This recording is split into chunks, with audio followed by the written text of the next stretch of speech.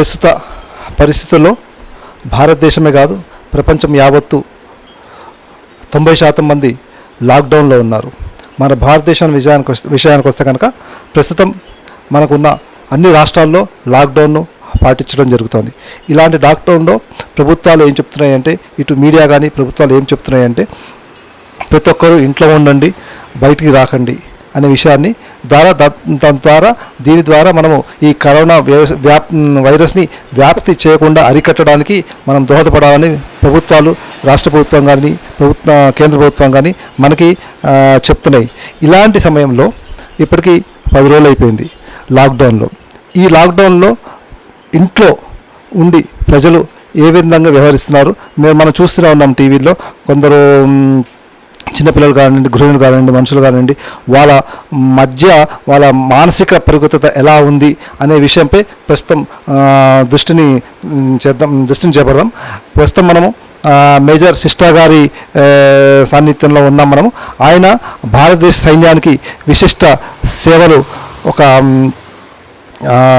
సేవలు అందించి పదవి వివరణ పొందిన తర్వాత కూడా పలు విద్యా సంస్థల్లో, ఇటు కాలేజీల్లో కానీ స్కూళ్ళల్లో కానీ వ్యక్తిత్వ వికాస తరగతులను నిర్వహిస్తున్నారు. వారి ద్వారా వారి మాటల్లోనే మనం ప్రస్తుతం ప్రజలకి మనోధైర్యం ఎలా చెప్పాలి, మనోధైర్యంతో ఎలా ఉండాలనే కొన్ని విషయాలను వారి ద్వారానే మనం నేర్చుకుందాం. ఓం శ్రీ గురుభ్యో నమః. హరి ఓం. V3 ప్రేక్షకులకి అందరికీ నా హృదయపూర్వక నమస్కారాలు. నేను నా సంభాషణ లేకపోతే నేను అంశాలు ఎవరైతే నగేష్ గారు చెప్పిన అంశాల మీద మాట్లాడబోయే ముందర ఒక్కసారి నేను యావత్ ప్రపంచంలోనూ, తర్వాత మన దేశంలోనూ, మన రాష్ట్రంలోనూ ఉన్న ప్రభుత్వ యంత్రానికి, ప్రభుత్వ రంగంలో పనిచేసే వివిధ వ్యక్తులు, వివిధ స్థానాల్లో ఉన్న నాయకులకి, మన యొక్క మెడికల్కి సంబంధించి అదే ఆరోగ్యపరంగా ఎవరైతే నిరంతర కృషి చేస్తూ మనందరినీ మంచి ఆరోగ్యంలో ఉంచడానికి ఎవరైతే అహర్నిశాలో నిద్ర అన్నది ఆహారం లేకుండా కృషి చేస్తున్నారో వాళ్ళందరికీ, రక్షణ బలగానికి వారందరికీ కూడా నేను నా హృదయపూర్వక అభినందనలు, నమస్కారాలు చేస్తున్నాను. వారందరూ కృషి చేయడం బట్టే నేను ఇప్పుడు మాట్లాడగలుగుతున్నాను అన్నది నా యొక్క నమ్మకం. నంగేష్ గారు అన్నట్టుగా నేనంత తెలిసిన వాడిని కాను, కానీ నాకు తెలిసిన విషయాలు నేను మీ అందరికీ సమక్షంలోనూ నేను చెప్తాను. మొట్టమొదటిసారిగా ఒత్తిడి అన్నది దేని వల్ల వస్తుంది? మానసిక ఒత్తిడి అవ్వచ్చు, లేకపోతే శారీరక ఒత్తిడి అయినా కావచ్చు. ఒత్తిడి అన్నది 2 అంశాల వల్ల వస్తుంది. ఒకటి, మనం ఎప్పుడైతే ఏదైనా చెయ్యాలి, ఏదైనా మనం సాధించాలి అనుకున్నది ఒక పరిమితి ఉంటుంది. అలాగే మనలో ఆ సాధించగలిగే శక్తి అయినా కానీ పరిమితి అన్నది ఒక స్థానంలో ఉంటుంది.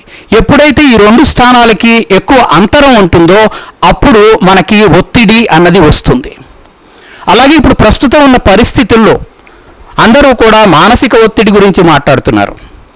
మానసిక ఒత్తిడి ఎందువల్ల వస్తుందంటే, మన మనస్సులోనూ మన మస్తిష్కంలోనూ మనం కొన్ని విషయాలు కావాలి, ఇలా జరిగితే బాగుంటుంది అని అనుకుంటాం. కానీ జరిగేవి నిజంగానూ అవి మనం అనుకున్న దానికంటే విభిన్నంగా ఉంటాయి. అందువల్లనే మనకి ఒత్తిడి అన్నది ఏర్పడుతుంది. ఇప్పుడు ఈ ఒత్తిడి అన్నది మనం ఎలాగ ఎదుర్కోవాలి అన్న దాని మీద నేను 2 అంశాల గురించి చెప్తాను. ఒకటి, మనం ఈ ఒత్తిడిని మానవ పరంగా అంటే మన వ్యక్తిత్వ రూపంలోనూ, మన కుటుంబ రూపంలోనూ, మన సమాజ రూపంలోనూ, లేకపోతే మన దేశ రూపంలోనూ కూడాను, ఇన్ని రూపాల్లో మనం మానవ పరంగా ఈ ఒత్తిడి నుంచి మనం బయటపడచ్చు. మొదటి పాయింట్. రెండోది ఏమిటి అంటే, ఆధ్యాత్మికంగా మనం కనుక ఆలోచించినట్టయితే కనుక మనం ఈ ఒత్తిడి నుంచి కూడా మనం బయటపడచ్చు. ప్రస్తుత పరిస్థితుల్లో 1 నెల అవబోతోంది. మన అందరం ఇళ్లకే సీమితమయ్యాము. ఎవరైతే పనులలోకి వెళ్ళాలో పనులలోకి వెళ్ళలేకపోతున్నారు, చదువులకు వెళ్ళలేకపోతున్నారు, వాళ్ళు బంధువుల్ని కలవలేకపోతున్నారు. కొంతమంది పిల్లలు విదేశాల్లో ఉన్నారు, ఆ విదేశాల్లో కూడా చాలా క్లిష్టమైన పరిస్థితులను ఎదుర్కొంటున్నారు. ఇటువంటి పరిస్థితుల్లో మానవుడు ఏమి చేయగలడు అన్నది మాత్రం మనం ఆలోచించుకోవాలి. ఇప్పుడు మానవుడు అంటే తన ఒక్కడి యొక్క క్షేమమే కాదు, మొత్తం సమాజం యొక్క క్షేమం గురించి కూడా ఆలోచించేవాడు మానవుడు.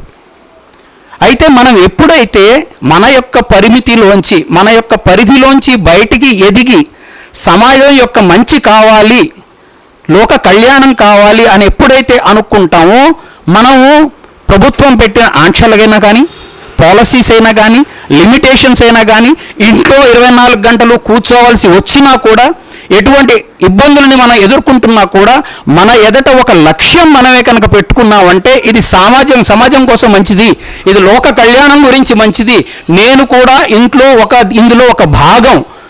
రేపు ఎప్పుడైతే మనం ఈ కరోనా వైరస్ నుంచి బయటపడతామో, గట్టిగా ఊపిరి పీల్చుకుంటామో, అప్పుడు ఉడతా భక్తిగా నా యొక్క కాంట్రిబ్యూషన్ కూడా దీంట్లో ఉంటుంది అని ఎప్పుడైతే మనిషి అనుకుంటాడో, అప్పుడు మానసిక ఒత్తిడి అన్నది మనకి దరిదాపుల్లోకి రాదు. ఎందుకంటే అప్పుడు మనం మన గురించి ఆలోచించము, మనం సమాజం గురించి ఆలోచిస్తాం.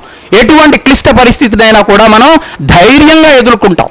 ఎవరైనా మన చుట్టుపక్కల మన ఫ్యామిలీ మెంబర్స్ కానీ, వేరే ఫ్రెండ్స్ కానీ, ఎవరైనా కానీ ఎటువంటి నిర్బలత్వమైనా, నిస్సహాయత్వమైనా వాళ్ళే కనుక వ్యక్తపరుస్తూ ఉంటే మనం వాళ్ళకి ధైర్యం చెప్తాం.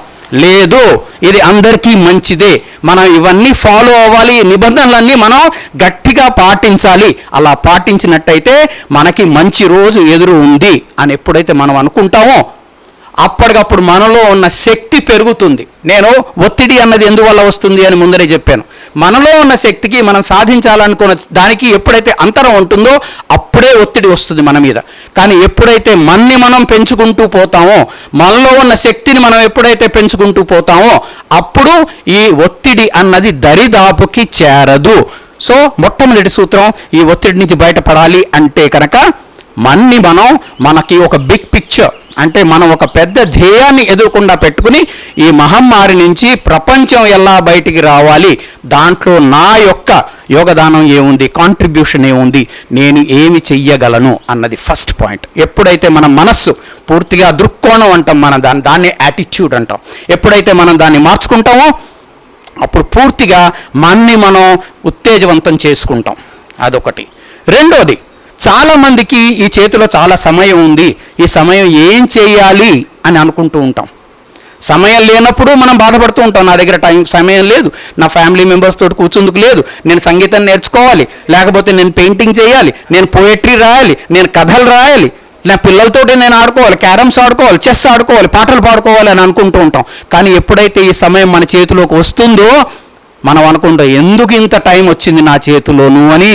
మళ్ళీ అది కూడా ఒక యాటిట్యూడ్కి సంబంధించిన విషయమే. ఆ యాటిట్యూడే కనుక మనలో ఉంటే మనకి భగవంతుడైనా కానీ ఎవరైతే మనకి ఈ టైం మన చేతిలో వచ్చింది, ఇప్పుడు మనం ఈ కరోనా వైరస్ని మనం ఎదుర్కొందుకు మన ఇంట్లో కూర్చున్నాం, కానీ మన చేతిలో ఈ టైం ఉంది కాబట్టి దీన్ని ఏ విధంగా సద్వినియోగం చేసుకోవాలి.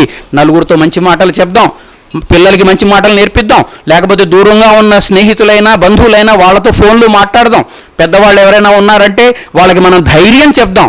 ఏ విధంగా దీంట్లో కూడా మనం యోగదానం చేసి నలుగురిలోనూ కూడా ఇంకొంచెం బలం పెంచి వాళ్ళల్లో కూడా మనమే కనుక ఆహ్లాదం పెంచామంటే వాళ్ళల్లో కూడా ఈ కరోనా వైరస్ని ఎదుర్కొనే శక్తి, మానసిక శక్తి, శారీరక శక్తి, ఈ రెండు కూడా చాలా పెరుగుతాయి. అదొకటి. మూడవది ఏంటంటే, మన పరిసరాలని, మనల్ని శుభ్రంగా ఉంచుకోవాలి. ఎందుకంటే ఎప్పుడైతే పరిసరాలు శుభ్రంగా ఉంటాయో మనలో మానసిక ఆహ్లాదన పెరుగుతుంది. ఏదో మనకి సమయం దొరికింది కదా అని వ్యర్థం చేసుకోకుండా, ఎప్పటి నుంచైనా ఏమన్నా పెండింగ్ విషయాలు ఉంటే, పెండింగ్ వర్క్స్ ఉంటే కనుక అవే కనుక మనం కంప్లీట్ చేసుకుంటూ ఉన్నామంటే మనం ఎంగేజ్ చేసుకుంటాము. అప్పుడు సమయాన్ని మర్చిపోయి మనం ఇంకా ఆరోగ్యవంతంగా ఉంటాము. ఆఖరిది ఏంటంటే, ఎన్నో సూచనలు వస్తున్నాయి గవర్నమెంట్ తరఫు నుంచి, మెడికల్ తరఫు నుంచి, అందరూ కూడా ఎన్నో సూచనలు ఇస్తూ ఉన్నారు. ఎప్పుడైతే మనం ఈ సూచనలు పాటిస్తూ ఉంటామో అప్పుడు మనకి తెలుసు మనం కరెక్ట్ అయిన పదంలో వెళుతున్నాం, రైట్ పాత్లో వెళుతున్నాము. అప్పుడు మానసిక ఒత్తిడి నుంచి కూడా మనం దూరం అవుతాము. ఇది మానవ ధర్మంగా మనం చేయాల్సిన విషయాలు. రెండోది ఆధ్యాత్మికంగా చెప్తాను. ఆధ్యాత్మిక అంటే ఏమిటి? అక్కడ మనందరినీ రక్షించే ఒక జగద్రక్షకుడు ఒకడు ఉన్నాడు, పాలకుడు ఒకడు ఉన్నాడు, ఆయన మనందరినీ రక్షిస్తున్నాడు. అప్పుడు మనం ఏమంటాం? శరణాగతి ఆయనకి. ఎప్పుడైతే మనం ఆయన శరణాగతిలో వెళ్తామో అప్పుడు మనకి తెలుసు మనందరినీ పాలించి ఏలుకుని మనని రక్షించేవాడు ఒకడు ఉన్నాడు అని ఆయన పాదాలు గట్టిగా పట్టుకున్నామంటే కనుక మనని దీని నుంచి కూడా భవసాగరాన్ని ఎలా అయితే ఆ భగవంతుడు మనని దాటిస్తాడో అలాగే ఇటువంటి ఎన్ని ఒడిదుడుకులు వచ్చినా కానీ ఎన్ని మహమ్మారులు వచ్చినా కానీ మనని ఏమీ చెయ్యనియ్యవు. దానికి మళ్ళీ ఈ సమయం మనకి ఏదైతే దొరికిందో దాన్ని సద్వినియోగం చేసుకోవడం మనందరి ధర్మం. ఉదయం నుంచి మనం మనఃపూర్వకంగా ఏ భగవంతుడిని అయితే నమ్ముతున్నామో వారిని ఆరాధించడం, ఆరాధిస్తూ కూడా మనం లోక కళ్యాణం గురించి వారిని ప్రార్థించడం. ఎందుకంటే మన ధర్మంలో సర్వే జనా సుఖినో భవంతు అన్నది ఒకటి మనకి ఆధారం. మన ఒక్కళ్ళమే కాదు, మన కుటుంబమే కాదు, మన సమాజమే కాదు, మొత్తం ప్రపంచంలో విశ్వంలో ఉన్న ప్రాణులన్నీ జడమైన చైతన్యమైనా కానీ ఈ ప్రాణులన్నీ కూడా సుఖంగా ఉండాలి. వనరులు, వృక్షాలు, అడవులు, కొండలు, అణువణువు రేణువు అన్నీ ఉండాలి అన్నది ఎప్పుడైతే మనం ప్రార్థించుకుంటామో ఈ మానసికమైన ఒత్తిడి మనకి ఎప్పుడూ ఉండదు. ఎందుకంటే మనకి తెలుసు మనని రక్షించేవాడు ఒకడు ఉన్నాడు అని. దీనికి ఉదాహరణగా ఒక చిన్నది చెప్తాను నేను. చిన్నపిల్లల్ని తండ్రి అలా గాలిలోకి ఎగిరేస్తాడు. ఆ చిన్నపిల్లాడికి భయం అయ్యదు. చిన్నపిల్లాడిని తండ్రి గాలిలోకి ఎగరేసినప్పుడు తండ్రి నన్ను పట్టుకుంటాడా లేదా అన్నది ఎప్పుడు ఆ పిల్లాడికి అనుమానం రాదు. ఎందుకంటే తనకి తెలుసు ఈ తండ్రి రెండు చేతులు చాచి నన్ను పట్టుకుంటాడు. ఆనందంగా అలా ఆడుతూ పిల్లల్ని పైకి ఎగరేస్తూ ఉంటాం, తండ్రి పట్టుకుంటాడు. అలాగే మనం కూడా భగవంతుడి మీద మనం నమ్మకం ఉంచామంటే ఆ భగవంతుడు మన దగ్గర ఉన్నాడు, మనని ఎప్పుడు రక్షిస్తూ ఉంటాడు అని ఆధ్యాత్మికంగా మనం ఆలోచించామంటే ఎటువంటి మానసిక ఒత్తిడి నుంచి మనం దూరం అవుతాం. నేను ఆఖరిగా ఒక శాంతి మంత్రం చెప్పి నేను మీకు చెప్పవలసిన సందేశాన్ని పూర్తి చేస్తాను.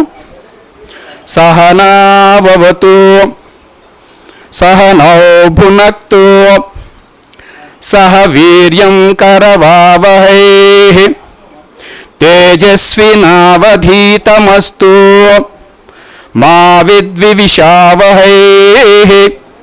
ఓం శాంతి శాంతి శాంతి.